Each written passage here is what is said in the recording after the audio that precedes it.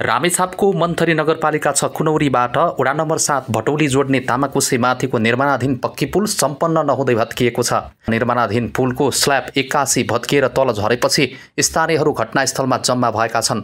So slab यसअघि वैशाख 26 गते भाँचिएको थियो, जसलाई निर्माण कम्पनीले पुनर्निर्माण गर्दै थियो, तर पुनर्निर्माणकै क्रममा सो स्ल्याब पूर्ण रूपमा भत्किएको हो। मर्मतकै काम भइरहेको अवस्थामा पुल भत्किएको मन्थरी नगरपालिका 7 मुगिटारका सुरज श्रेष्ठले बताउनुभयो। 2082 भदौ मसान्तसम्म निर्माण सम्पन्न गर्ने लक्ष्यसहित निर्माण कार्य अघि बढाइए पनि केही समयमै सकिने भनिएको पुल भत्किनुले निर्माणको गुणस्तरप्रति प्रश्न उठेको छ।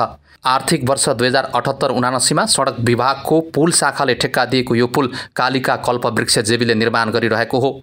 कुल 230 मिटर लम्बाइ र 11 मिटर चौडाइको यो पुल निर्माणका लागि सरकारसँग 22 करोड 55 लाख 40 हजारको सम्झौता भएको थियो। भ्याट र पीएस आइटम बाहेक उक्त रकममध्ये करिब 60% भन्दा बढी भुक्तानी निर्माण व्यवसायले लिइसकेको बताइएको छ। पुल निर्माणपछि मन्थली भटौली खाडादेवी दोरम्बा सैलुङ गाउँपालिकातर्फका आवागमन सहज हुने आशा गरिएको थियो।